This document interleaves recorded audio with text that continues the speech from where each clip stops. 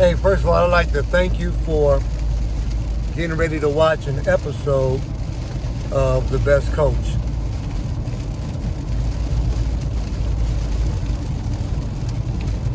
Enjoy. Hey, thank you for joining me on another episode of The Best Coach. And this time I'm talking to the student athletes. And I want to warn you about relationships. Sometimes there are breakups. And sometimes a breakup can interfere with your mindset. And I want to tell you, whether you're in season or out of season, but you're still functioning inside of your eligibility, which means that little short, possible 3 to 5 years window of competing at a collegiate level. It's only a short time in your life. If you could, just try to restrain from almost everything. But if you get into a relationship and if it goes sour, and the damage that can possibly be done to you, your mind, your life, it can be incredible. You don't want to blow your 3 to 5 window opportunity because of a relationship, because of drugs, because of alcohol. Inside of a relationship, the possibility of domestic violence or something much more fatal. So if you could, you stick to your studies, you stick to all of the things that have to do with being successful as a student athlete. Everything else, you might want to see if you can just take a pause on it. Now, if you was in high school, middle school, or whatever, probably can, it can be dangerous. It can be something that can hurt you for the long haul. I just want to say that because it can damage you mentally if you are involved. So if you can, I know this is going to sound like a lot, but you really would be doing yourself a favor if you were able to take a pause or not have a relationship while you're playing in between your 3 to 5 year window. The only slight chance, and I know I cannot tell you what to do with your life, is in the off season.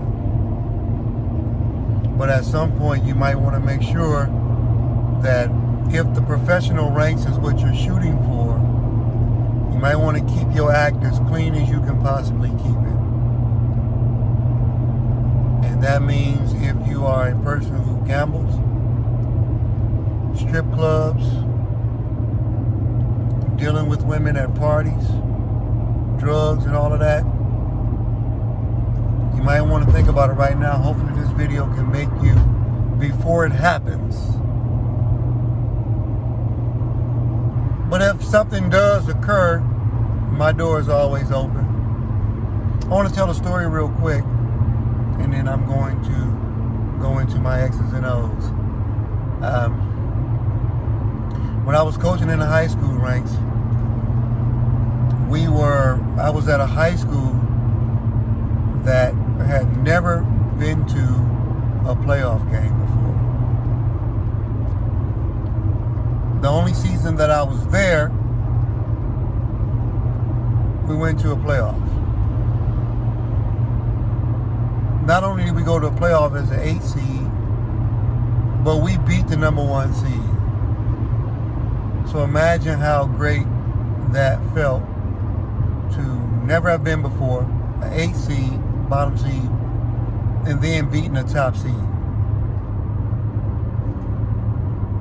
You don't see a great smile on my face at this point because What happened the next week,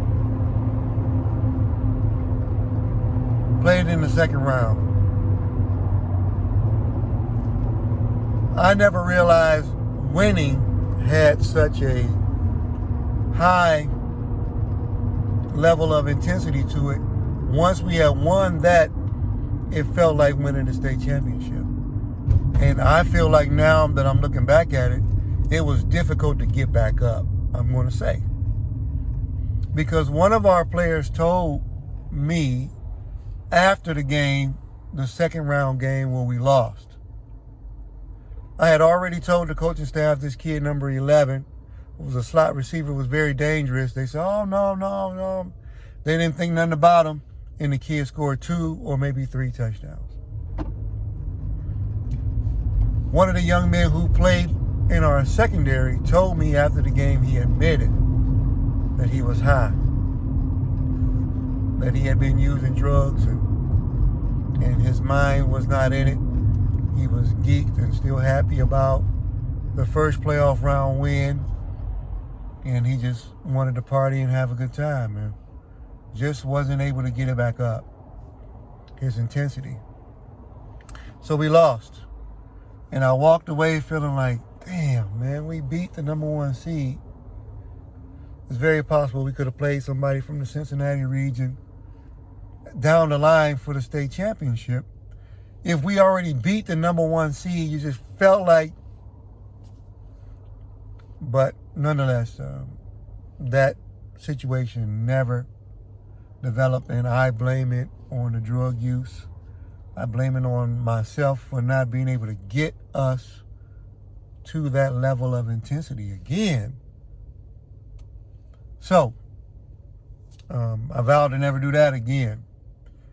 I'm so detail-oriented now. Every single game, play, timeout, off-season, in-season will be evaluated strenuously.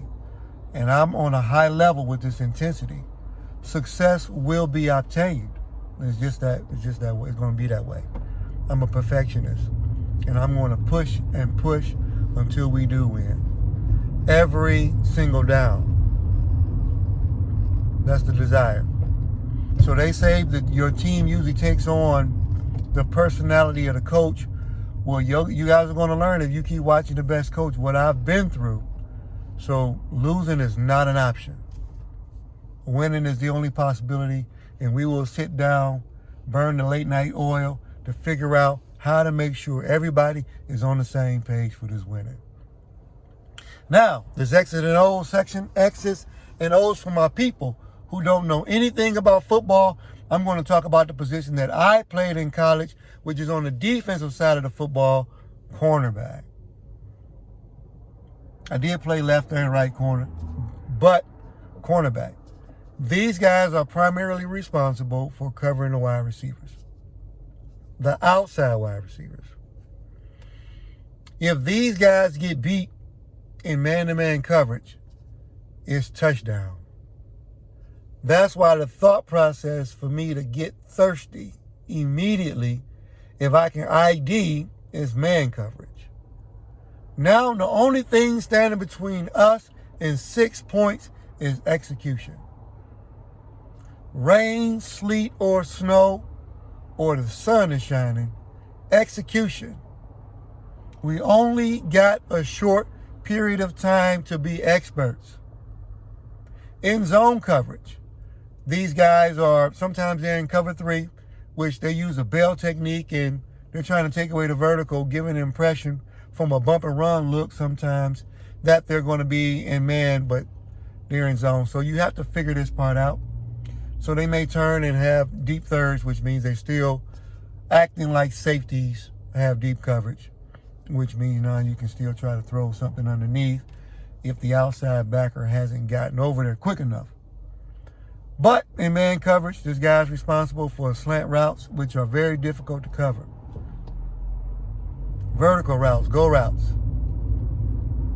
I tend to believe that cornerbacks may or may not be the best for tackling. May not be the best for tackling. Now, they will argue with me and say that they can tackle, and they will want you to test them and try them.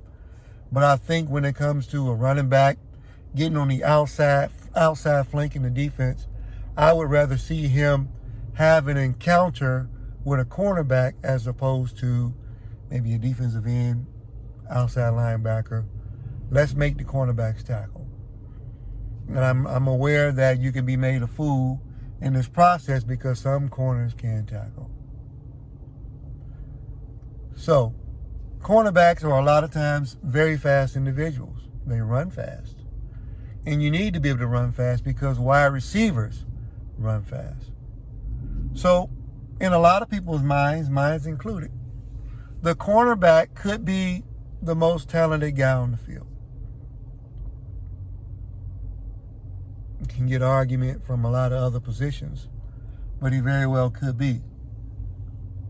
And you would think about if he's responsible for the difference in man coverage between a touchdown and a breakup or interception, then yeah, he's got to be a pretty bad dude to play that position. So that's my wrap. The left cornerback, the right cornerback. The left cornerback usually lines up on the right side when you flip the defensive view facing it the other way. Ends up being the left on their side, the right side on ours. But I like to call it from our side, so it will make him the right cornerback. Since the most quarterbacks are right-handed, we'll make that the strength side. So the cornerback is a fast guy. They're not always big. They're very large guys. Some of them are 5'8", 5'9", 5'10", maybe 6'1". Tops a lot of times. You do see some 6'3", 6'4", but not a whole lot. It's a couple. So it is what it is. So this is my spiel on cornerbacks and another episode of The Best Coach.